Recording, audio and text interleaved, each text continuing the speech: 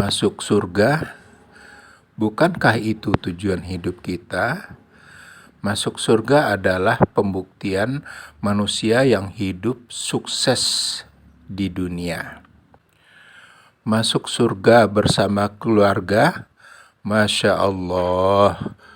Mari kita berikhtiar agar itu bisa terwujud.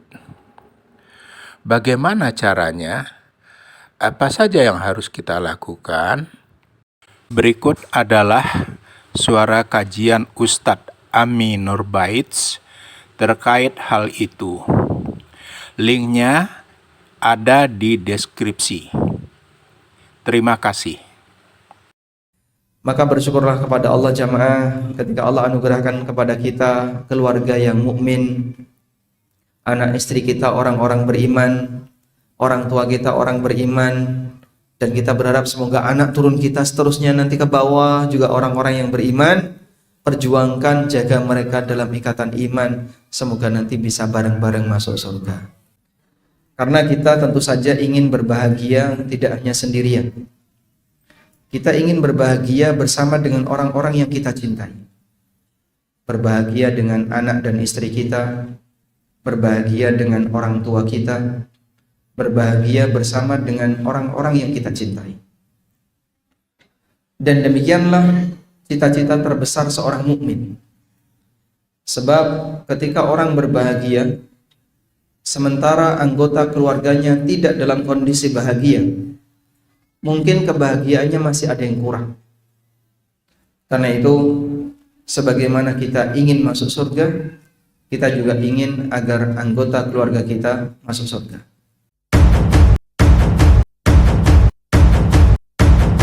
Berbicara tentang masuk surga sekeluarga, tema yang akan kita bahas di kesempatan pagi ini, dan mungkin ini tema yang sudah sering sekali disampaikan oleh para asatidzah, sehingga mungkin Anda juga sudah mendapatkannya di beberapa kajian di YouTube.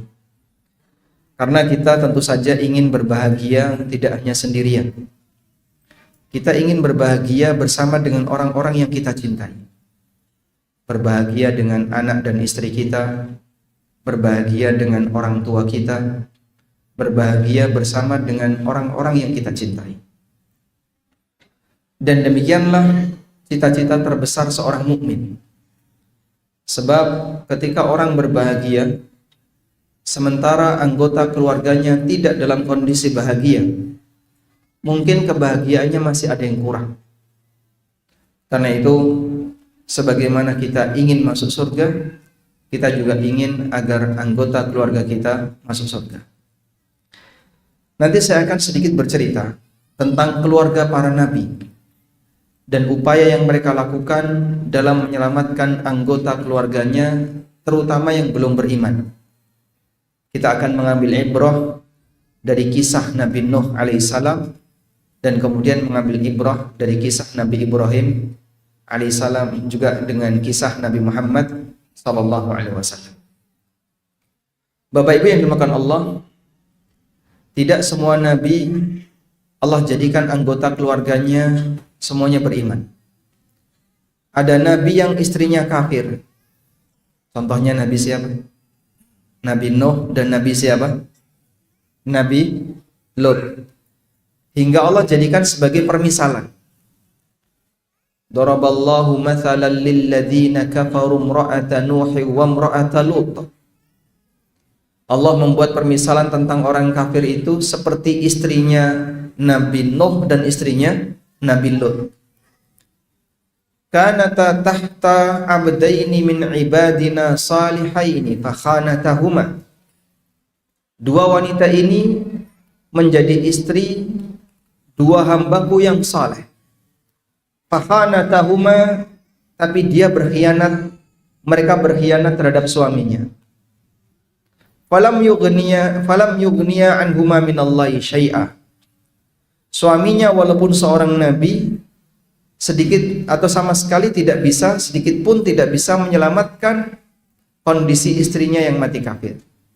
Wa qila dukhula an-nar ma'ad dakhilin, dan Allah firmankan, masuklah kalian berdua ke dalam neraka bersama dengan orang-orang yang masuk neraka. Kemudian ada nabi yang anaknya mati kafir. Contohnya situ Nabi Nuh alaihissalam. Ada juga nabi yang bapaknya mati kafir, contohnya Nabi Ibrahim alaihissalam. Ada nabi yang pamannya mati kafir, contohnya Nabi Muhammad SAW. Itu semuanya memberikan pelajaran kepada kita. Kedekatan apapun yang dimiliki oleh seorang hamba dengan manusia yang dicintai oleh Allah, yaitu para nabi, bukan sebatas wali biasa, tapi dia sampai pada posisi Rasul. Nuh, Ibrahim, Nabi Muhammad alaihi wassalatu wassalam. Sedekat apapun posisi mereka, baik istrinya, anaknya, bapaknya maupun pamannya, orang-orang soleh yang dicintai oleh Allah ini sama sekali tidak bisa menolong keluarganya yang mati kafir. Sehingga ini memberikan pelajaran, kalaupun misalnya Anda adalah orang yang soleh, yang rajin ibadah, tapi anggota keluarga kita mungkin jauh dari karakter yang kita harapkan, kesolehan sang bapak tidak bisa menyelamatkan kezaliman yang dilakukan oleh anak. Kesolehan sang anak tidak bisa menyelamatkan kezaliman dan kemaksiatan yang dilakukan oleh bapak, karena masing-masing akan mempertanggungjawabkan amalnya. Baik, selanjutnya Bapak Ibu yang dimuliakan Allah Subhanahu wa taala, kita akan membaca terlebih dahulu kisah yang dialami oleh Nabi Nuh alaihissalam. Agar lebih maksimal, silahkan Anda buka surat Hud ayat 41. Silakan buka mushaf surat Hud ayat 41. Buka mushaf Pak ya, bukan HP. Gimana? Oh, Al-Qur'annya ada di HP. Baik, silakan dibuka mushafnya, Al-Qur'annya di surat Hud ayat 41. Sudah ketemu? Baik. Terjadi peristiwa banjir yang sangat besar yang menutup seluruh permukaan bumi. Pada waktu banjir itu datang, Allah Subhanahu wa taala berfirman, air dari atas dan air dari bawah ketemu. Faltaqal ma'u ala amrin qad qudir. Ketika Allah Subhanahu wa taala membukakan posisi langit sehingga hujan turun deras dan bumi mengeluarkan air, faltaqal ma', maka ketemulah air atas dan air bawah. Ala amrin qad qudir, untuk terjadinya sebuah urusan besar yang telah ditetapkan, yaitu terjadi banjir yang menenggelamkan semua penduduk bumi kecuali yang diselamatkan oleh Allah di atas kapalnya Nabi Nuh alaihissalam. Mereka yang diselamatkan oleh Allah di atas kapalnya Nabi Nuh ini tidak ada satupun yang berketurunan kecuali Nabi Nuh, sehingga semuanya mati dalam posisi tidak punya anak kecuali Nabi Nuh alaihi salatu wassalam. Allah berfirman, waja'alna dzurriyyatahu humul baqin, dan kami jadikan keturunan Nabi Nuh itulah yang bertahan. Karena itulah Nabi Nuh alaihissalam disebut sebagai Abul Bashar Ats-Tsani atau Abul Bashar Al-Asghar, bapak manusia kedua atau bapak manusia junior. Sebab bapak manusia ada dua, ada Abul Bashar Al-Awwal atau Abul Bashar Al-Akbar, yaitu siapa? Nabi Adam alaihissalam. Bapak manusia pertama atau bapak manusia senior yaitu Nabi Adam. Kemudian ada bapak manusia Ats-Tsani atau Al-Asghar, bapak manusia junior yaitu Nabi Nuh. Dan seluruh manusia keturunan mereka. Maka saya keturunan dua nabi. Anda juga keturunan dua nabi. Semua manusia keturunan minimal dua nabi. Kita keturunan Nabi Adam dan keturunan Nabi Nuh alaihi wassalatu wassalam. Baik. Kemudian dalam peristiwa itu ketika Allah Subhanahu wa taala memerintahkan kepada Nabi Nuh, wa qala irkabu fiha bismillahi majreha wa mursaha inna rabbi laghafurur rahim. Allah berfirman, naiklah kalian ke dalam perahu itu dengan membaca Bismillahi majreha wa mursaha inna rabbi laghafurur rahim wa hiya tajri bihim fi maujin kal jibal. Lalu kapal itu mengalir di atas air, berlabuh di atas air, fi maujin kal jibal, diterpa oleh ombak setinggi gunung. Ombaknya setinggi gunung. Wa nada Nuhun ibnahu, lalu Nuh memanggil anaknya, ya bunayya, wa kana fi ma'zilin, dan anaknya itu menjauh dari Nabi Nuh, berada di tempat yang jauh dari Nabi Nuh. Ya bunayya arkam ma'ana, wahai putraku, naiklah bersama kami, wala takum ma'al kafirin, dan jangan bersama orang-orang kafir. Mau masang mikrofon. Kita bawa bisa.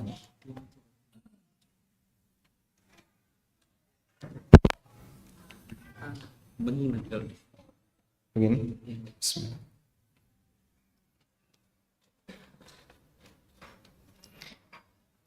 Nabi Nuh alaihissalam memanggil anaknya dari kejauhan. Ya bunayyar kam ma'ana, wahai anakku, ayo naik bersama kami. Wala takum ma'al kafirin, dan jangan kau bersama orang-orang kafir. Anaknya mau naik nggak, Bang? Nggak mau. Padahal Masya Allah, kematian sudah ada di hadapan matanya, tapi dia dengan sombongnya mengatakan, qala sa'awi ila jabalin ya'simuni minal ma'. Anaknya mengatakan, aku akan naik ke atas gunung yang tinggi, ya'simuni minal ma', sehingga bisa melindungiku dari banjir ini, dari air ini. Qala, kemudian Nuh mengatakan, la asimal yawma min amrillah, tidak ada yang bisa melindungimu dari ketetapan Allah, illa man rahim, kecuali orang yang dirahmati oleh Allah. Wa hala bainahumal mauju fakana minal mughraqin, lalu keduanya dipisahkan dengan ombak, kemudian anaknya tenggelam. Para ulama mengatakan seperti ini. Saat Nabi Nuh mengajak anaknya untuk naik perahu, anaknya beralasan dengan logika. Ya bunayyar kam ma'ana wa la takum ma'al kafirin. Wahai anakku, ayo naik perahu, jangan bersama orang-orang kafir. Anaknya beralasan dengan logika. Logika dia bilang apa? Sa'awi ila jabalin ya'simuni minal ma'. Aku akan naik ke gunung agar aku terlindung dari banjir. Ini alasan apa? Alasan logika. Maka Nuh menyampaikan alasan berdasarkan wahyu. Lalu beliau mengatakan, la asimal yawma min amrillahi illa man rahim. Tidak ada yang bisa melindungimu dari ketetapan Allah kecuali yang dilindungi oleh Allah. Ini penjelasan apa? Wahyu. Wahala bainahumal mauju fakana minal mughraqin. Lalu kemudian mereka diterpa oleh ombak setinggi gunung, anaknya tenggelam. Dan itulah hasil. Ada logika, ada wahyu, ada hasil. Alasan logika, saya akan berlindung ke atas gunung. Alasan wahyu, gak ada yang bisa melindungimu dari ketetapan Allah. Hasilnya, dia tenggelam. Wakila, kemudian Allah subhanahu wa ta'ala memerintahkan setelah semuanya tenggelam, Allah perintahkan kepada bumi dan Allah perintahkan kepada langit untuk menyudahi peristiwa banjir itu. Waqila ya ardu bla'i ma'aki. Kami firmankan, wahai bumi, telanlah airmu. Maka airnya ditelan oleh bumi. Sehingga banjirnya Nabi Nuh, airnya pindah kemana, Pak? Ditelan oleh bumi. Wa ya sama'u aqli'i. Dan wahai langit, tahan hujanmu sehingga hujan tidak turun. Wa ghidal ma', lalu air itu mengalami surut. Wa qudiyal amru, dan telah ditetapkan segala urusan. Wastawat 'alal judi, lalu kapalnya Nabi Nuh mendarat di Al-Judi. Wa qila bu'dan lil qaumidz zalimin, lalu dikatakan bu'dan lil qaumidz zalimin, kecelakaan bagi orang-orang zalim. Di manakah Gunung Al-Judi? Wallahu a'lam. Meskipun ada yang bereksperimen Gunung Al-Judi ada di daerah ini, ada di daerah ini dan seterusnya, namun itu nggak penting. Andaikan kita nggak tahu di mana Gunung Al-Judi, itu tidak menurunkan iman. Sehingga nggak perlu kepo untuk bagian yang sifatnya gaib. Kita diajarkan seperti ini. Kalau kita menemukan sesuatu yang gaib tapi belum jelas, tidak perlu didetailkan. Biarkan gaib jadi gaib. Sebab keterbatasan ilmu manusia dan hanya Allah yang punya ilmu yang sempurna. Maka kepo dalam urusan gaib yang tidak jelas itu tercela. Sehingga biarkan yang gaib sebagai hal yang gaib. Contoh gambaran orang yang kepo dengan sesuatu yang gaib. Ada orang yang mempertanyakan berapa sih jumlah Ashabul Kahfi? Ada yang bilang 3, yang keempat adalah anjingnya. Ada yang mengatakan 5, yang keenam anjingnya. Ada yang mengatakan 7, yang ke-8 anjingnya. Yang jelas mereka semua sepakat Ashabul Kahfi itu ganjil. Namun mereka beda pendapat apakah 3, 5 ataukah 7. Ketika Allah Subhanahu wa taala menyebutkan tentang perbedaan itu, Allah mengatakan rajman bil ghaib. Itu cuma nebak-nebak hal yang gaib. Allah yang tahu berapa jumlah mereka. Kalian nggak tahu pun tidak menambah iman maupun mengurangi iman. Nggak perlu orang pengen tahu sebenarnya Ashabul Kahfi itu siapa saja namanya. Penting nggak kayak gini, Pak? Penting atau tidak? Tidak. Makanya perdebatan masalah gaib itu bisa saja menguras tenaga, tapi nggak ada hasil. Ada salah satu teman saya waktu kuliah dulu punya satu buku, agak tebal bukunya, Pak. Mungkin kurang lebih sekian tebalnya buku, dan ukurannya ukuran A5, seperti Quran yang besar. Membahas tentang siapakah Raja Dzulqarnain. Saya sempat membaca buku itu mungkin beberapa saat. Isinya cuma menyebutkan perbedaan pendapat.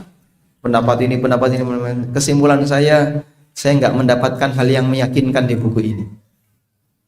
Karena isinya cuma perbedaan pendapat. Kalaupun kita nggak tahu siapa nama asli Raja Dzulqarnain, tidak tahu di mana beliau itu berkuasa, pusat kerajaannya ada di mana, apakah menambah atau mengurangi iman, Pak? Tidak, sama sekali tidak berpengaruh. Sebab ini bukan bagian dari iman wajib yang harus diketahui oleh manusia. Karena itu terkadang ada orang yang terlalu takalluf, membebani diri dalam urusan iman. Bentuknya adalah menggali sesuatu yang sebenarnya tidak harus dia paksakan untuk diketahui. Karena biarkan hal yang gaib sebagai gaib. Bukti iman Anda adalah ketika ada informasi yang tidak detail, maka Anda pahami sesuai dengan informasi yang tidak detail tadi, tapi tidak perlu digali lebih dalam. Biarkan yang gaib sebagai gaib. Karena salah satu sifat orang yang bertakwa, alladzina yu'minuna bil ghaibi, yaitu orang-orang yang beriman terhadap sesuatu yang gaib. Nah, jadikan ini prinsip. Makanya kalau ada diskusi terlalu mendalam terkait masalah Ya'juj Ma'juj, terkait masalah Dajjal, terkait masalah Raja Dzulqarnain, tentang Nabi Khidir dan seterusnya yang tidak disebutkan dalam dalil, pastikan gedabrus. Artinya apa? Tidak perlu didengerin. Sehingga kalau ada orang yang modelnya cocok logi, ya, ilmu cocok logi godak-gadik orang maduk, seperti ini tidak perlu didengarkan, buang-buang waktu. Meskipun kelihatannya asyik, enak didengerin, tapi aslinya di situ ada banyak kebohongan. Cukupkan diri kita dengan dalil dari Al-Quran, lalu hadis yang sahih. Sisanya kalau nggak disebutkan, serahkan kepada ilmu Allah. Biarkan hal gaib sebagai gaib. Bisa dipahami, ya? Baik. Allah Subhanahu wa taala mengatakan wastawat 'alal judi. Kapal itu pun bersinggah atau dia mendarat di al-judi. Wa qila bu'da lil qaumidz zalimin. dan kecelakaan bagi orang-orang yang zalim. Selanjutnya, disinilah dimulainya bagaimana perjuangan Nabi Nuh alaihi salatu wassalam untuk menyelamatkan anaknya. Sekarang coba dilihat, Pak. Wa nada Nuhur rabbahu faqala rabbi inna ibni min ahli wa inna wa'dakal haqqu wa anta ahkamul hakimin. Nuh berdoa kepada Allah. Faqala, beliau mengatakan, Rabbi inna ibni min ahli. Ya Allah, sesungguhnya anakku adalah keluargaku. Wa inna wa'dakal haq, dan sesungguhnya janjimu itu benar. Wa anta ahkamul hakimin, dan kau adalah zat yang maha bijaksana. Yang dimaksud di sini, Nabi Nuh alaihissalam sudah kehilangan anaknya. Anaknya mati dalam kondisi tenggelam. Dalam keadaan beliau menyaksikan peristiwa terakhir sebelum anaknya tenggelam. Dan beliau sudah kehilangan anaknya karena anaknya tidak mau ikut ke atas perahu. Allah tidak memberikan petunjuk kepada anaknya untuk mau naik perahu. Maka beliau memperjuangkan anaknya agar bisa ketemu di akhirat. Sehingga beliau berdoa kepada Allah Subhanahu wa taala, "Inna bani min ahli." Sesungguhnya anakku adalah keluargaku. Beliau ingin biar nanti anaknya diselamatkan oleh Allah di akhirat dalam keadaan diizinkan untuk masuk surga, sehingga bisa ketemu dengan Nabi Nuh. Wa inna wa'dakal haq, dan sesungguhnya janjimu itu benar. Wa anta ahkamul hakimin, dan kau zat yang maha bijaksana. Ini contoh perjuangan Nabi Nuh alaihissalam untuk menyelamatkan anaknya. Kalaupun tidak bisa diselamatkan di dunia, aku ingin menyelamatkan anakku di akhirat. Sekarang coba Anda lihat. Qala, Nuh mengatakan, Allah Subhanahu wa taala berfirman. Qala, Allah berfirman. Adik-adik yang di atas yang mainan mobil, tolong berhenti dulu ya. Karena suaranya mengganggu. Baik. Qala, Allah berfirman, Ya Nuhu, innahu laisa min ahlik. Wahai Nuh, sesungguhnya anakmu itu bukan keluargamu. Innahu amalun ghairu saleh. Itu adalah amal yang tidak saleh. Fala tas'alni ma laisa laka bihi ilm. Janganlah kamu berdoa kepadaku meminta sesuatu yang kau enggak punya ilmunya. Inni a'idzuka an takuna minal jahilin. Aku nasihati kamu agar kau tidak menjadi orang yang bodoh. Baik. Anda perhatikan bagaimana teguran yang diberikan oleh Allah kepada Nabi Nuh. Setelah Nabi Nuh berdoa kepada Allah, beliau kehilangan anaknya di dunia. Lalu beliau berjuang memohon kepada Allah agar anaknya diselamatkan di akhirat, sehingga masih bisa ketemu ketika di surga. Ditegur oleh Allah Ta'ala, Innahu laisa min ahli. Anakmu itu bukan keluargamu. Maksudnya gimana, Pak? Anaknya kok bukan keluarganya? Ini dalil bahasanya ketika anggota keluarga itu beda agama, lalu salah satu meninggal, maka putus statusnya. Sehingga anaknya Nabi Nuh yang mati dalam kondisi kafir disebut oleh Allah, Innahu laisa min ahlik. Itu bukan keluargamu. Karena makna keluarga yang sejatinya adalah keluarga yang sama-sama beriman. Sementara yang tidak beriman, itu bukan keluargamu. Innahu amalun ghairu saleh, itu adalah amal yang tidak saleh. Dari sinilah kita bisa memahami makna ahlun, artinya adalah pengikut dalam kegiatan. Sehingga Allah Subhanahu wa taala menyebut pengikutnya Nabi Nuh dengan pengikutnya Fir'aun dengan ahlu Fir'aun. Allah Subhanahu wa taala berfirman, Adkhilu ala fir'auna asyaddal adzab. Masukkanlah keluarga Fir'aun ke dalam siksaan yang sangat pedih. Allah menyebut keluarga Fir'aun dengan sebutan alu Fir'aun, dan itu maknanya adalah pengikutnya Fir'aun. Karena istrinya Fir'aun masuk di situ enggak? Tidak. Walaupun itu istrinya. Maka makna keluarga itu sama dengan pengikut. Karena itu berkaitan dengan makna Allahumma salli ala Muhammad wa ala ali Muhammad. Ya Allah, berikanlah salawat kepada Muhammad dan kepada alu Muhammad. Siapa sih yang dimaksud dengan alu Muhammad? Ada beberapa pendapat yang disampaikan oleh para ulama. Salah satu di antara makna alu Muhammad adalah pengikutnya Nabi Muhammad SAW.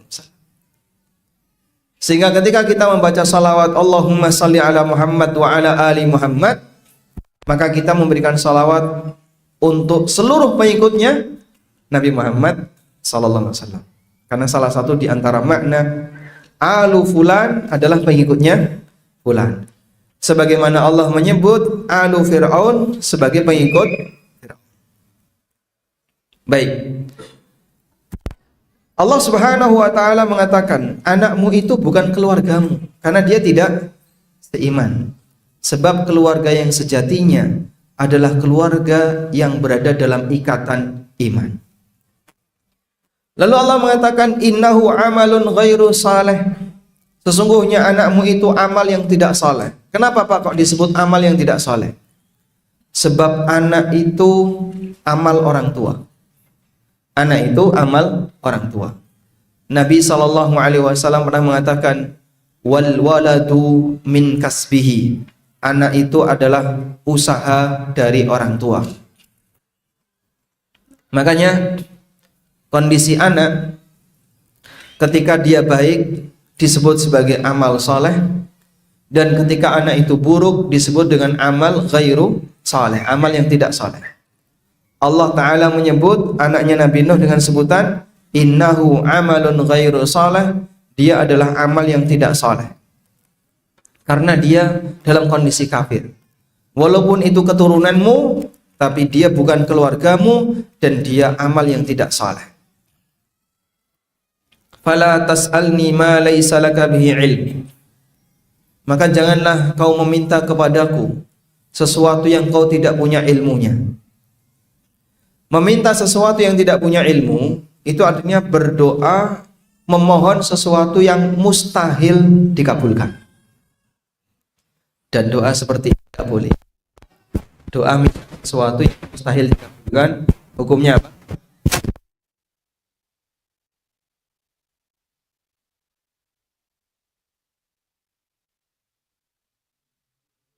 Tidak menyukai orang yang melampaui batas.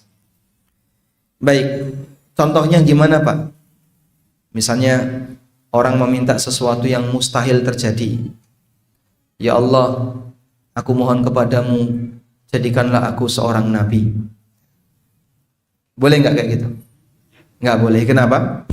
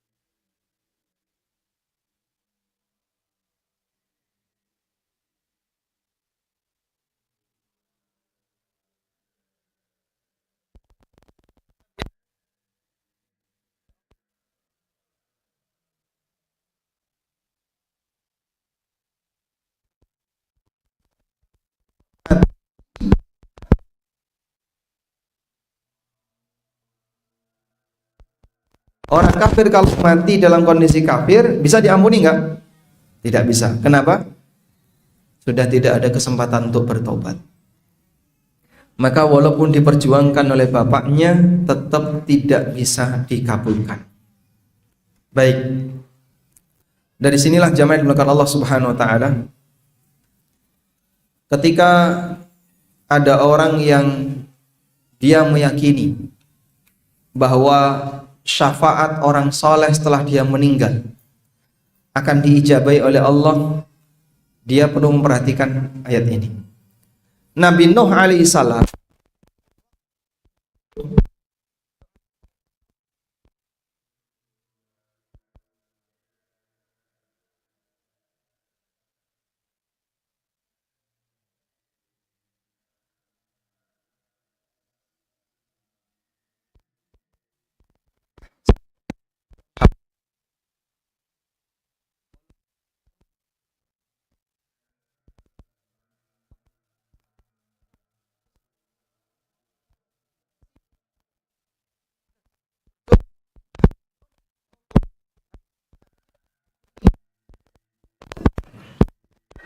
jika syafaat Nabi yang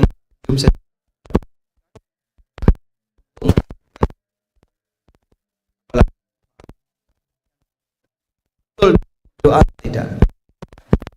Karena orang yang sudah mati kan kita nggak bisa memastikan. Misalnya orang datang ke kuburan siapa dengan keyakinan nanti arwah penghuni kubur ini akan mengantarkan doanya kepada Allah. Kamu tahu dari mana? Kan dia orang soleh. Ya, anggaplah arwah kuburan ini orang soleh. Mungkin kita sepakat. Tapi kamu tahu dari mana kalau permohonan kamu kepada dia akan diantarkan kepada Allah? Wong kita nggak lihat. Dan belum tentu andekan, tapi Pak, saya punya husnudzon besar, arwah ini akan mengantarkan doaku kepada Allah. Baik, anggaplah misalnya kau punya husnudzon besar, nanti arwah itu akan mengantarkan doamu kepada Allah. Apakah akan Allah kabulkan? Apakah pengabulan doa itu tergantung makhluk atau tergantung Allah? Tergantung Allah. Apakah pasti akan Allah kabulkan? Pasti. Kamu tahu dari mana? Apa kamu sudah dapat informasi gaib tentang itu?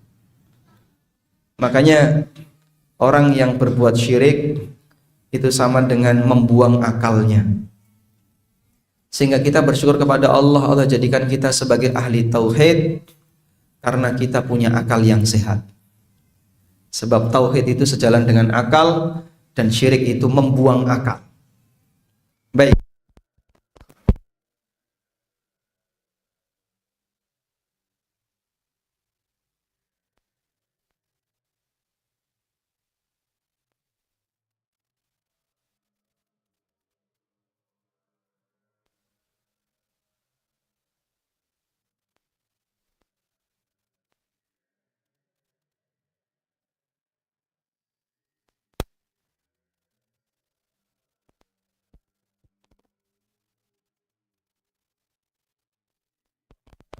Bodoh.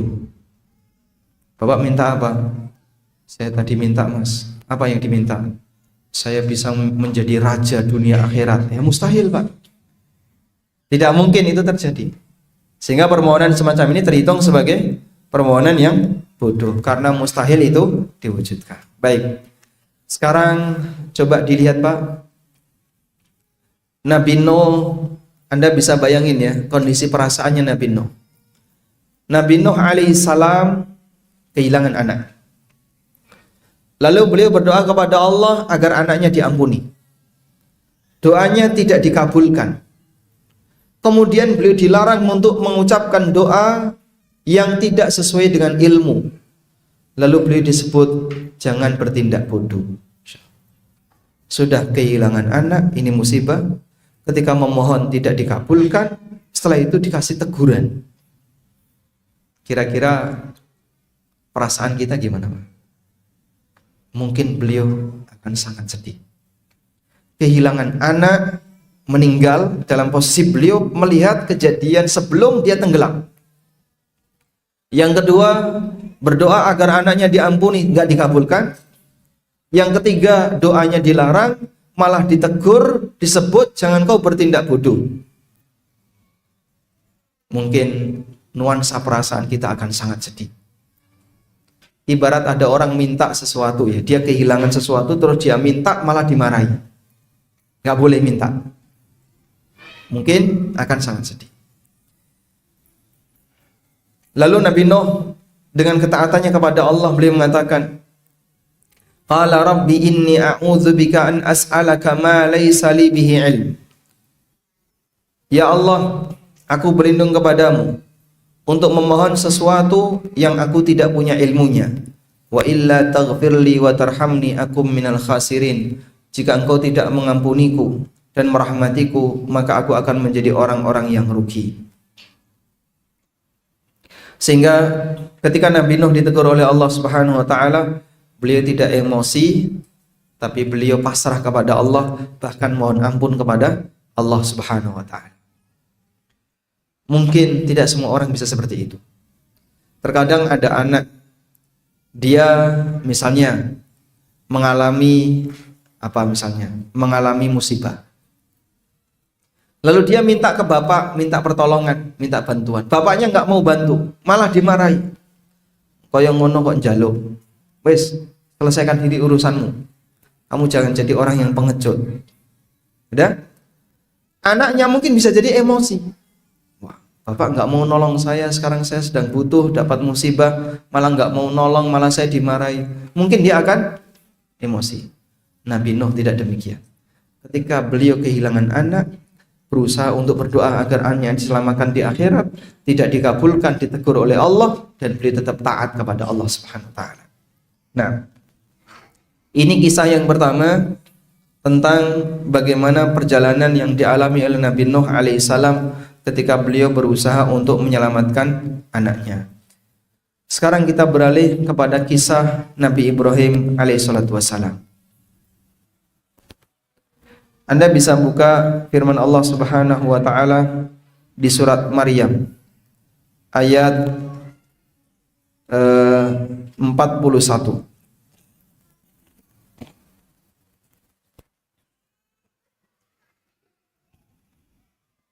Baik, sudah ketemu? Di surat Maryam ayat 41. Wadhkur fil kitabi Ibrahim innahu kana siddiqan nabiyya. Ingatlah kisah yang disebutkan dalam Alkitab tentang Ibrahim. Innahu kana siddiqan nabiyya. Sesungguhnya beliau adalah orang yang siddiq dan beliau seorang nabi. Idh qala li abihi. Ingatlah ketika Ibrahim mengatakan kepada bapaknya, Ya abati lima ta'budu ma la yasma'u wa la yubsiru wa la yughni 'anka syai'a. Wahai bapakku, kenapa engkau menyembah makhluk yang tidak bisa mendengar, tidak bisa melihat, dan tidak bisa menolong bapak sama sekali? Ya abati inni qad ja'ani minal ilmi ma lam ya'tika fattabi'ni. Wahai bapakku, aku punya ilmu yang Allah tidak berikan kepadamu, fattabi'ni, maka ikutilah aku. Ahdika siratan sawiyah, aku akan memberikan petunjuk kepada Anda ke jalan yang lurus. Ya abati la ta'budi syaitan. Wahai bapakku, janganlah Anda menyembah setan. Inna syaitana kana lirrahmani asiyya. Sesungguhnya setan itu durhaka kepada Ar-Rahman. Ya abati inni akhafu ayyamassaka adzabun minar rahman fatakuna lisyaitani waliya. Wahai bapakku, aku takut Anda tersentuh azab dari Ar-Rahman sehingga nanti Anda akan menjadi temannya setan. Sudah? Ada berapa pesan? Ada berapa pesan? Sudah merem nih. Ada berapa pesan? 4. Makanya buka Qur'annya biar nggak merem ya. Buka Qur'annya. Ada 4 pesan dari Ibrahim kepada siapa? Bapaknya. Nah, kalau Anda bertanya atau ada orang yang bertanya, Pak, kalau saya punya orang tua yang belum kenal Islam dengan baik, beliau masih jauh dalam masalah agama, itu bagaimana cara mendakwahinya? Tirulah Nabi Ibrahim. Nanti kita akan mengambil pelajaran darinya. Baik. Sekarang coba sebutkan pesan Ibrahim kepada bapaknya. 1. Yang pertama apa? Jangan menyembah sesuatu yang tidak bisa memberikan apapun. Yang kedua, ya, Ibrahim menyatakan, saya punya ilmu agama yang Bapak nggak punya, Bapak ikuti saya. Yang ketiga,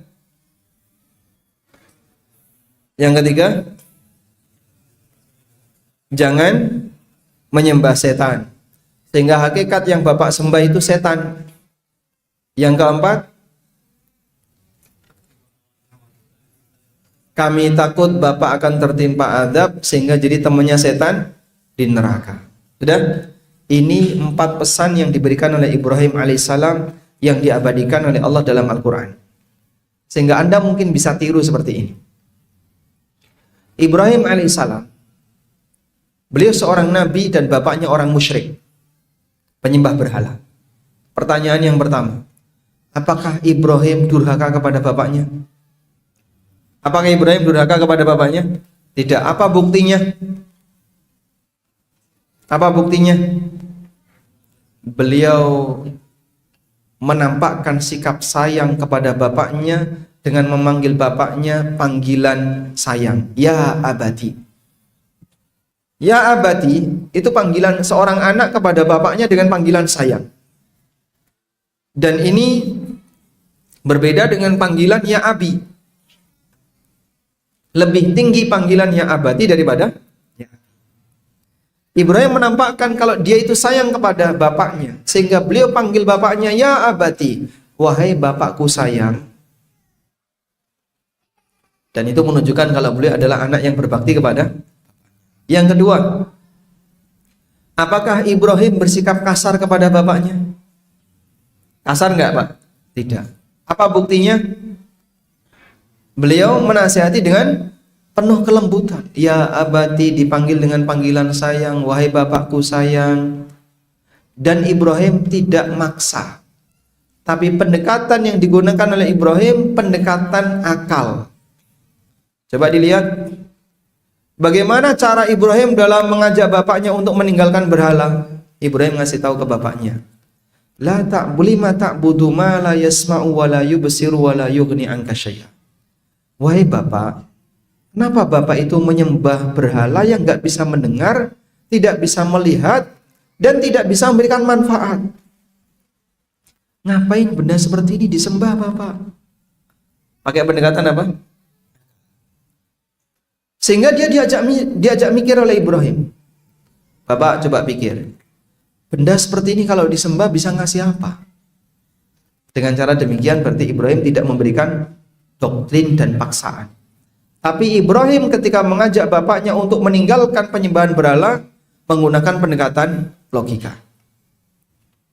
Dan Nabi SAW terkadang dalam menyampaikan sesuatu itu pakai pendekatan logika.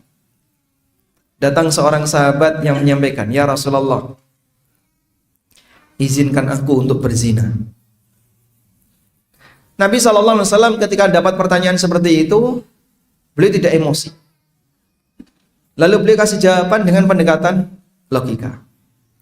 Coba kamu pikirkan, bagaimana kalau ada orang yang menzinai ibumu? Saya nggak terima ya Rasulullah. Saya akan emosi sama orang yang menzinai ibu saya. Bagaimana kalau ada orang yang menzinai putrimu? Saya lebih nggak terima ya Rasul. Putri saya jaga. Kalau ada yang berzina dengan saudarimu, nggak terima. Kalau bibimu, nggak terima. Jadi emosinya disentil oleh Nabi SAW melalui cara seperti ini. Maka kemudian beliau mengatakan, wanita siapapun yang kau ajak zina, pasti dia adalah ibu salah seseorang, putri seseorang, atau saudari seseorang, atau bibi seseorang. Pasti. Karena wanita ini pasti dia punya keluarga. Entah dia putrinya seseorang, ibunya seseorang, saudarinya, atau bibinya seseorang. Jika kau tidak ingin disikapi seperti itu, apakah kamu tega untuk menyikapi orang lain seperti itu?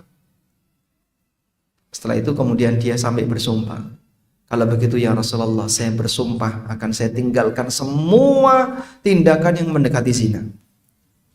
Sampai sahabat ini Itu kan kemudian ditandai sama sahabat yang lain, dititeni karo sahabat yang lain. Beliau itu tidak pernah masuk ke ruangan yang pernah dimasuki oleh wanita. Misalnya di Masjid Nabawi itu kan ada pintu nisa, pintu khusus perempuan. Itu sampai beliau nggak mau masuk. Karena ini pintu khusus perempuan. Walaupun kosong nggak ada perempuannya, tapi beliau nggak mau masuk. Misalnya bapak ya, lagi mau ke toilet, toilet putra penuh, toilet putri kosong, dan nggak ada perempuan di sekitar situ. Ada nggak yang berani masuk ke toilet putri? Hah?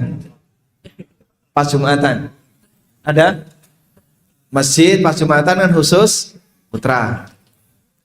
Kemudian sudah tidak ada jamaah perempuan sama sekali. Toilet putra penuh, toilet putri nganggur. Berani masuk? Hah? Berani ya?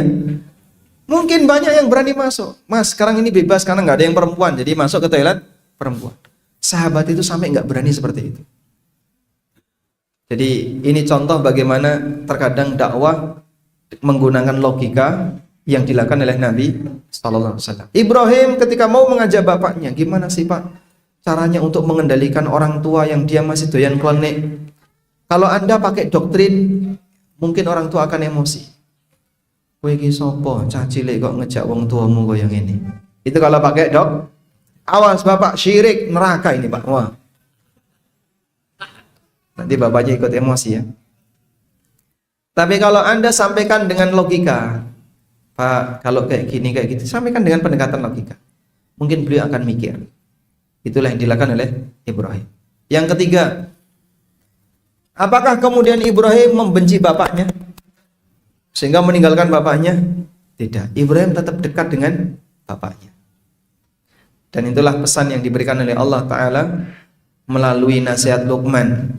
Wa in jahadaka ala an tusyrika bima laysa laka bihi ilm fala tuti'huma wa sahibhuma fid dunya ma'ruf. Kalau orang tuamu memaksamu untuk berbuat syirik, jangan kau taati, tapi tetap kau pergauli mereka di dunia dengan cara yang baik. Baik. Selanjutnya, Ibrahim alaihissalatu wassalam ketika beliau mendakwai bapaknya semacam ini, tapi bapaknya tidak mau. Dan sampai kemudian setelah beliau menyampaikan 4 pesan tadi, bapaknya mengatakan, coba dilihat di ayat 46. Qala araghibun anta an alihati ya Ibrahim. Wahai Ibrahim, apakah kau membenci Tuhan-Tuhanku? La illam tantahi la arjumannaka wahjurni maliya. Kalau kau tidak berhenti untuk mendakwahkan seperti ini, la arjumannak, aku akan melemparimu. Tak rajam kamu.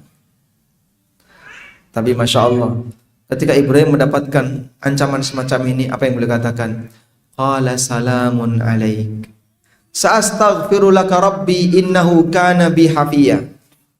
Wahai bapakku, keselamatan untuk Anda. Aku tidak akan membalas. Kalaupun bapak melempariku, aku tidak akan membalas. Semoga bapak selamat. Malah didoakan dengan kebaikan. Bahkan beliau berdoa kepada Allah, Sa'astaghfiru laka rabbi. Aku akan mohonkan ampun bapak kepada Allah. Innahu kana bi hafiya. Sesungguhnya Allah Subhanahu wa taala itu dekat denganku. Baik. Dari sinilah kita bisa lihat balasan yang disampaikan oleh orang kafir, yaitu bapaknya, tidak sebanding dengan penawaran yang disampaikan oleh anaknya. Anaknya menawarkan ajaran yang benar dengan cara lemah lembut, bapaknya menolak kebenaran dengan cara yang kasar. Sebanding atau tidak? Tidak. Dan demikianlah dalam perjalanan sejarah. Kebenaran itu selalu datang dengan kelembutan, dan kebatilan selalu disampaikan dengan kekerasan. Sehingga Ibrahim saat menyampaikan ajaran tauhid, beliau lemah lembut. Nabi Musa alaihissalam bersama Harun ketika menyampaikan ajaran tauhid kepada kepada Fir'aun, disampaikan dengan cara lemah lembut. Tapi Fir'aun menolak dengan cara kasar. Sampai dia pernah bilang, "Dzarni aqtulu Musa." Biarkan aku untuk membunuh Musa. Jadi Nabi Musa mau dibunuh oleh Fir'aun pada waktu beliau mendakwahkan tauhid kepada Fir'aun. Baik. hingga akhirnya kejadian itu sampai tiba hari kiamat. Allah Subhanahu wa taala mempertemukan Ibrahim alaihissalam dengan bapaknya. Dan ini diceritakan oleh Nabi sallallahu alaihi wasallam dalam hadis riwayat Bukhari. Saya bacakan hadisnya ya. Coba saya carikan hadisnya. Bahwa Nabi Ibrahim alaihissalatu wassalam ketemu dengan bapaknya. Wa ala wajhi abihi qatarah ghabarah.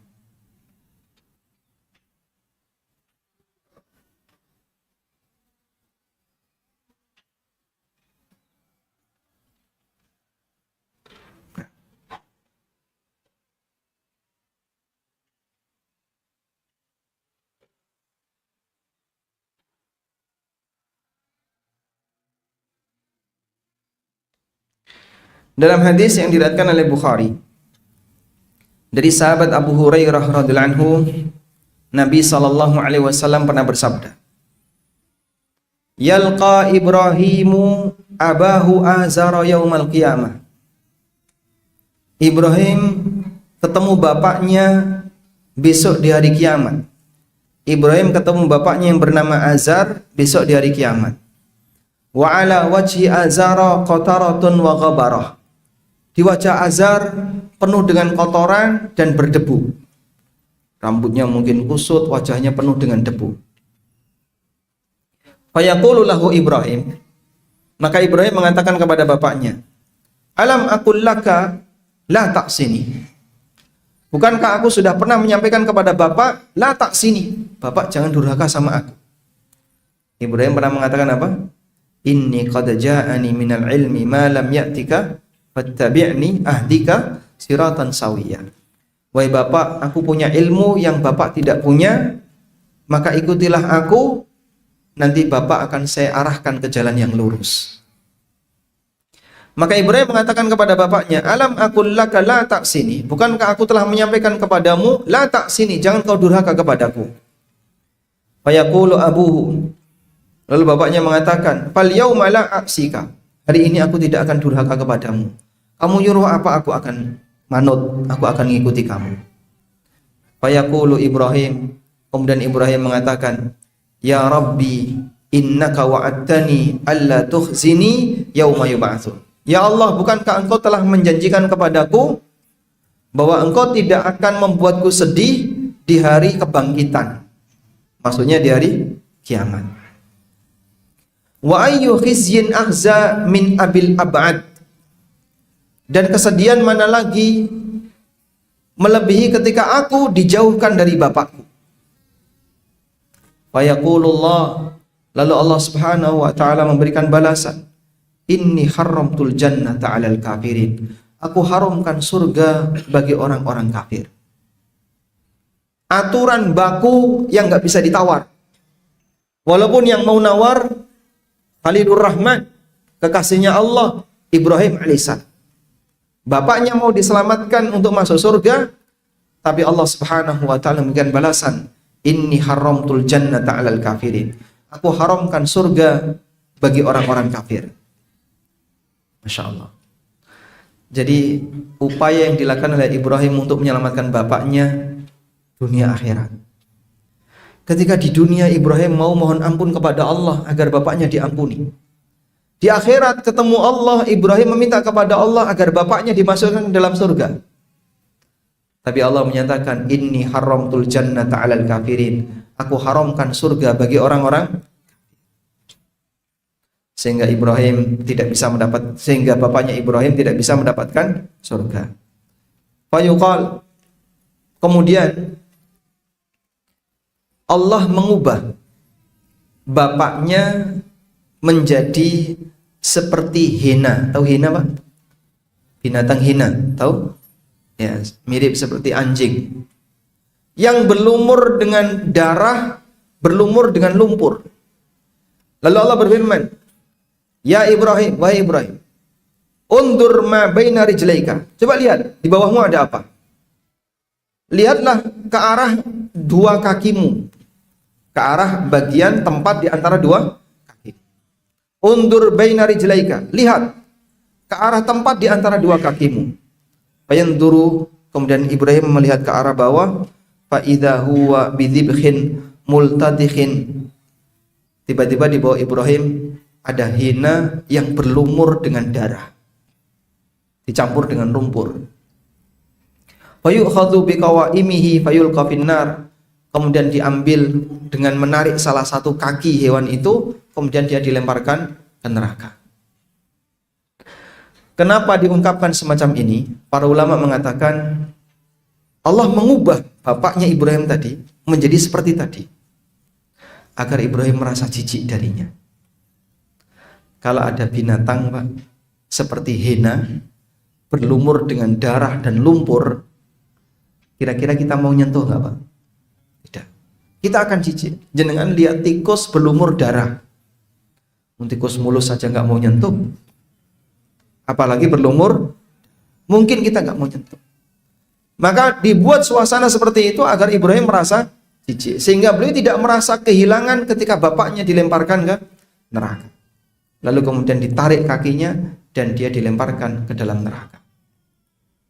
Baik, hadis ini sahih, akhrajahul Bukhari, diriwayatkan oleh Bukhari. Anda bisa lihat ini, perjuangan Nabi Nuh, perjuangan Nabi Ibrahim dalam menyelamatkan anggota keluarganya agar bisa ketemu di surga, tapi tidak dikabulkan oleh Allah karena beda. Yang satu mukmin, yang satu kafir. Yang ketiga sekarang. Yang ketiga adalah Nabi Muhammad sallallahu alaihi wasallam. Allah Subhanahu wa taala berfirman di surat Al-Qasas ayat 56. Lihat surat Al-Qasas ayat 56. Ketemu? Baik. Di surat Al-Qasas ayat 56 Allah Subhanahu wa taala berfirman, "Innaka la tahdi man ahbabta, walakinnallaha yahdi man yasha, wa huwa a'lamu bil muhtadin." Sesungguhnya engkau Muhammad tidak bisa memberikan petunjuk kepada orang yang kau cintai, namun Allah lah yang memberikan petunjuk kepada siapa saja yang Dia kehendaki. Wa huwa a'lamu bil muhtadin, dan Dia lebih tahu siapa yang lebih berhak untuk mendapatkan hidayah. Baik. Meskipun dalam ayat ini tidak nyebut nama, namun para ulama sepakat bahwa ayat ini turun berkaitan dengan Abu Thalib. Abu Thalib paman Nabi sallallahu alaihi wasallam. Dan kasih sayang Abu Thalib kepada Rasulullah SAW sangat besar. Pembelaan Abu Thalib kepada Nabi SAW juga luar biasa. Tapi Abu Thalib tidak diberi oleh Allah hidayah iman. Sampai jamaah pada peristiwa Bani Hashim diboikot. Bani Hashim pernah diboikot. Maka kaum muslimin bersama dengan Bani Hashim, mereka tinggal di mana mereka tinggal? Gak boleh tinggal di Mekah, harus keluar dari kota Mekah. Maka mereka tinggal di sebuah tanah yang itu miliknya Abu Thalib, disebut dengan Syi'ab Abu Thalib. Syi'ab itu apa, Pak? Syi'ab itu tempat antara dua bukit, bukit kanan, bukit kiri, tengahnya ini namanya Syi'ab. Dan biasanya di Syi'ab itu orang banyak mengembalakan kambing. Kenapa? Di situ ada pepohonan. Karena kan kalau air turun, maka penampungnya di mana? Di daerah namanya Syi'ab tadi, Shin, Ain, Ba. Baik. Mereka tinggal di Syi'ab Abu Thalib dalam waktu yang cukup lama, sampai mereka kehabisan bahan makanan karena orang musyrik tidak mau untuk menyumbang bahan makanan kepada kaum muslimin. Sampai di antara mereka ada yang makan sandal. Kok bisa? Sandalnya terbuat dari kulit. Sandal terbuat dari kulit, karena sudah nggak ada makanan, dibakar itu sandal. Dan setelah matang, dimakan. Kayak apa itu, Pak? Wallahu a'lam. Hanya mungkin orang yang kelaparan yang mau mengkonsumsi seperti itu. Mereka makan dedaunan sampai diceritakan kotoran kami seperti kambing. Kotorannya seperti kotoran kambing. Karena tiap hari makan daun. Sudah tidak ada bahan makanan lagi. Dialami oleh kaum muslim. Baik. Yang hebat apa dari Abu Thalib? Pada waktu Nabi SAW itu tidur, Abu Thalib mengawasi di mana keponakannya itu tidur. Saat Nabi SAW tidur di satu tempat tertentu, oleh Abu Thalib, Rasulullah SAW dipindah. Lalu beliau minta kepada anaknya, kamu tidur gantikan keponakanku Muhammad. Kamu tidur di sini, digantikan. Tujuannya apa?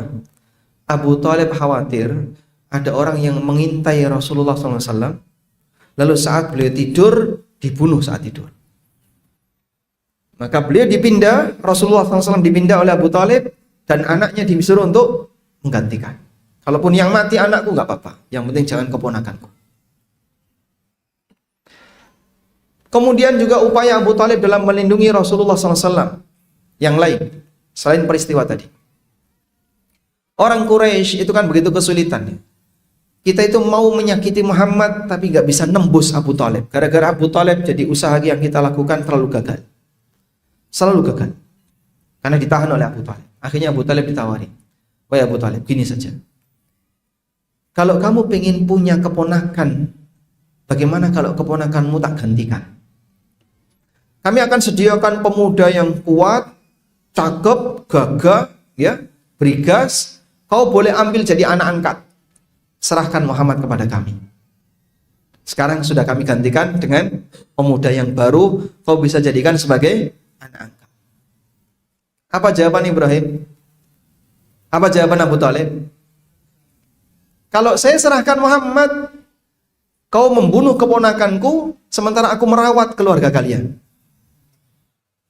Keponakannya diserahkan terus dia apain? Dibunuh sama orang musyrik. Sementara keluargamu malah tak rawati. Aku nggak mau. Sehingga berkali-kali upaya yang dilakukan oleh orang musyrik untuk menyakiti Nabi SAW ditahan oleh Abu Thalib. Sampai akhirnya Abu Thalib meninggal. Pasca meninggalnya Abu Thalib itulah serangan yang diberikan oleh orang musyrik, ketekanan yang diberikan oleh orang musyrik makin nggak karuan. Sehingga yang dialami oleh kaum muslimin ketika itu makin menyakitkan pasca meninggalnya Abu Thalib. Anda bisa bayangin ya, ketika ada gerakan dakwah misalnya yang dimusuhi oleh masyarakat, tapi ada tokoh masyarakat, misalnya ya, gerakan dakwah ini anggaplah warnanya oranye ya. Masyarakatnya warnanya merah atau warnanya coklat misalnya. Ini oranye sama coklat. Baik. Nah, yang oranye ini karena minoritas ditekan sama yang berwarna coklat. Tapi ada satu tokoh, beliau berwarna coklat. Bukan warna oranye. Kalau warna oranye ya sudah diserang. Dia berwarna coklat. Tapi dia yang menghalangi jangan sampai yang berwarna coklat ini nyerang warna oranye. Andaikan tokoh ini ikut berwarna oranye, nah mungkin serangannya akan besar. Abu Thalib ketika itu dihormati oleh orang musyrikin karena dia masih musyrik dan dia keturunan Abdul Muttalib, Bani Hashim yang punya posisi di tengah masyarakat, sehingga mereka nggak berani semena-mena terhadap Nabi SAW dan kaum muslimin, karena Abu Thalib itu masih bagian dari mereka. Abu Thalib ketika itu masih apa? Musyrik. Baik. Sampai akhirnya Abu Thalib ini mati dalam keadaan tidak mau memeluk agama Islam. Pada waktu dia sakit, Rasulullah SAW mendatangi Abu Thalib dan menawarkan apa yang dia tawarkan. Apa yang beliau tawarkan? Agar mengucapkan kalimat la ilaha illallah. Cukup kalimat la ilaha illallah, lengkapnya nggak usah. Tidak perlu Muhammadur Rasulullah. Cukup la ilaha illallah. Ya ammi, qul la ilaha illallah kalimatan uhaju biha laka indallah. Wahai pamanku, ucapkan la ilaha illallah. Tidak harus panjang sampai Muhammadur Rasulullah. Cukup la ilaha illallah. Nanti aku akan bela paman dengan kalimat ini di hadapan Allah. Dan waktu itu ada beberapa orang musyrikin yang juga hadir pada saat Abu Thalib sakit parah.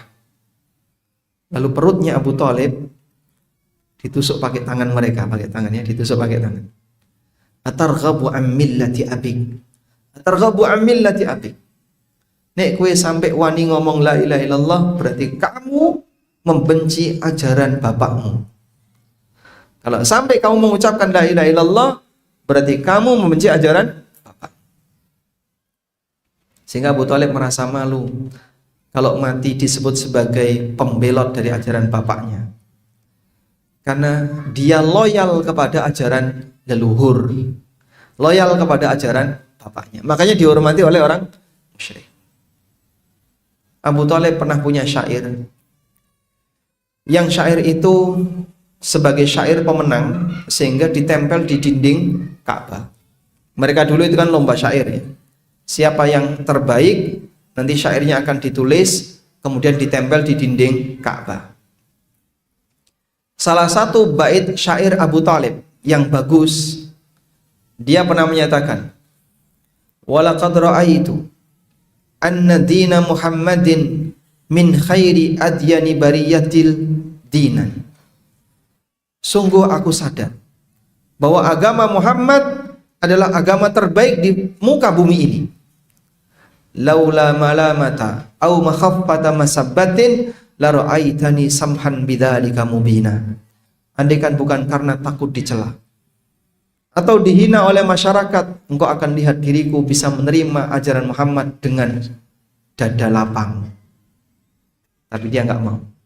Karena takut apa? Disebut memusuhi ajaran bapaknya. Atarghabu an millati Abdul Muttalib. Apakah kamu mau memusuhi, membenci ajaran bapakmu Abdul Muttalib? Famata ala millati Abdul Muttalib, maka dia pun mati dengan membawa ajaran Abdul Muttalib. Dan ini bukti bahwa ajaran Abdul Muttalib bukan ajaran la ilaha illallah, karena dia melakukan perbuatan kesyirikan. Dan perjuangan Nabi SAW belum selesai sampai di situ.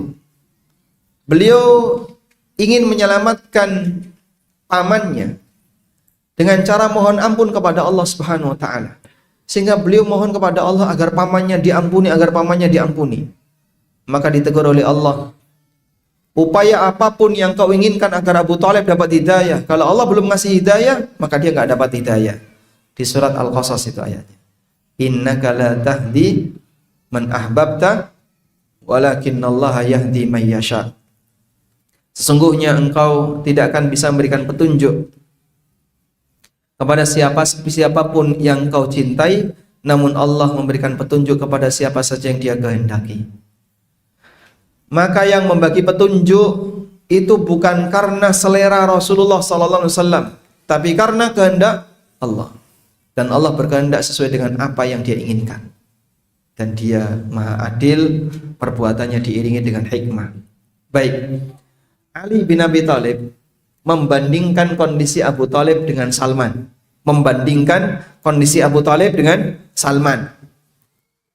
Ada apa, Pak? Salman Al-Farisi. Dari mana? Persia. Dulunya beragama Majusi, lalu pindah Yahudi, pindah ahli kitab, pindah Nasrani, kemudian setelah itu baru masuk Islam. Dan itu melakukan perjalanan jauh. Awalnya dari Persia, dari Iran, lalu dia datang ke Syam, ke Palestina dan sekitarnya, kemudian setelah itu baru ke Madinah dalam rangka untuk memeluk Islam. Sehingga beliau menempuh perjalanan yang sangat panjang untuk bisa mendapatkan hidayah. Salman radhiyallahu anhu itu tidak pernah ngebinkan dirinya kepada bapaknya. Makanya kalau Anda cari biografi Salman bin siapa? Cari Pak di Google Pak. Saya berusaha untuk nyari Salman itu bin siapa? Gak nemu. Kami tidak menjumpai biografi Salman bin bapaknya. Karena beliau ketika ditanya, Ibnu man anta? Kamu itu anak siapa? Salman mengatakan, ana ibnul Islam. Saya putra Islam. Tidak ada yang lebih dibanggakan oleh Salman melebihi agamanya. Sehingga Salman selalu ditanya, ketika ditanya, "Ibnu man anta?" "Ana ibnul Islam." "Wa man anta?" "Lalu kamu siapa?" "Ana minal muslimin." "Aku hanyalah kaum muslimin." Beliau begitu bangga dengan Islam. Tidak bangga dengan nasab. Maka Salman tidak ditulis siapa sih nasabnya Salman. Walaupun beliau punya nasab, tapi beliau lebih bangga dengan, makanya cuma sering disebut dengan Salman Al-Farisi atau Salman Al-Khair. Sebutannya Salman Al-Khair. Salman orang baik. Al-Khair artinya orang baik. Baik. Dan gelar untuk Raja Salman sekarang adalah Salman Al-Khair. Orang Arab kalau nyebut rajanya, Raja Salman, itu mereka nyebut Salman Al-Khair. Sebagaimana sahabat Salman disebut dengan Salman Al-Khair. Kata Ali bin Abi Thalib, "Kana Nabi sallallahu alaihi wasallam yuridu Aba Thalib, wallahu yuridu Salman." Nabi sallallahu alaihi wasallam menghendaki yang dapat hidayah adalah Abu Thalib, tapi Allah menghendaki yang dapat hidayah Salman. Padahal Salman itu satu, secara nasab gak nyambung dengan Rasulullah SAW. Secara tempat, beliau berasal dari tempat yang jauh. Sehingga orang ini tidak ada hubungan kedekatan dengan Rasulullah SAW, baik secara nasab maupun tempat, tapi dikasih hidayah oleh Allah. Abi Thalib punya hubungan nasab, punya hubungan tempat. Hidup satu rumah dengan Rasulullah SAW, secara nasab masih satu Bani Hashim, aman beliau sendiri, tapi tidak dikasih hidayah oleh Allah. Karena Nabi sallallahu alaihi wasallam yuridu Aba Thalib, wallahu yuridu Salman. Nabi sallallahu alaihi wasallam menghendaki Abu Thalib, tapi Allah menghendaki Salman. Sebab hidayah tidak berdasarkan kendali Rasulullah sallallahu alaihi wasallam. Karena itulah hadirin dimuliakan Allah, kita bisa lihat perjuangan Rasulullah SAW dalam menyelamatkan Abu Thalib sampai kemudian dia tetap mati kafir, putus hubungan. Sehingga setelah Abu Thalib mati, doa kepada beliau sudah tidak boleh lagi dilakukan. Dan Abbas pernah bertanya kepada Rasulullah SAW, "Ya Rasulullah, apakah posisi Abu Thalib yang dulu banyak menolong kamu itu kau bisa memberikan manfaat bagi dia?" Apa jawab Nabi SAW? "Na'am, wa innahu kana fi dahdahi jahannam, laula ana lakana fit tarkil asfali minan nar." Betul, keberadaanku bisa memberikan manfaat kepada Abu Thalib. Dia itu berada di permukaan neraka, andaikan bukan karena aku, Abu Thalib berada di keraknya neraka. Tapi oleh Allah hukumannya diringankan. Ditaruh di mana? Permukaan neraka. Permukaan tapi neraka. Coba kalau orang godok aspal ya. Permukaannya godok aspal itu apa, Pak? Ya. Panci ini Pak. Panci godok aspal. Walaupun orang misalnya ditaruh di pancinya godok aspal, gak nyemplung di aspalnya, gimana kira-kira? Ya, tetap kesakitan. Itu siksaan yang diberikan oleh Allah kepada Abu Thalib. Dia berada di permukaannya neraka. Dan hukuman paling ringan kepada penduduk neraka yang berada di permukaan, dia dikasih sandal dari neraka. Ketika sandalnya tersentuh kaki, yagli biha dimaghuhu, otaknya mendidih. Kaki kena api, otak mendidih, berarti badannya apa? Otaknya mendidih. Tidak ada yang bisa dibayangkan. Karena neraka suasananya sangat mengerikan. Maka bersyukurlah kepada Allah jamaah ketika Allah anugerahkan kepada kita keluarga yang mukmin, anak istri kita orang-orang beriman, orang tua kita orang beriman. Dan kita berharap semoga anak turun kita seterusnya nanti ke bawah juga orang-orang yang beriman. Perjuangkan, jaga mereka dalam ikatan iman. Semoga nanti bisa bareng-bareng masuk surga. Assalamualaikum warahmatullahi wabarakatuh. Penonton yang dirahmati Allah, bagaimana pendapat Anda dengan tema kajian kali ini? Bermanfaatkah? Berikan pendapat Anda di kolom komentar di bawah. Semoga Allah memberkahi kita semua. Amin. Jangan lupa klik like, subscribe, dan lonceng ya. Terima kasih.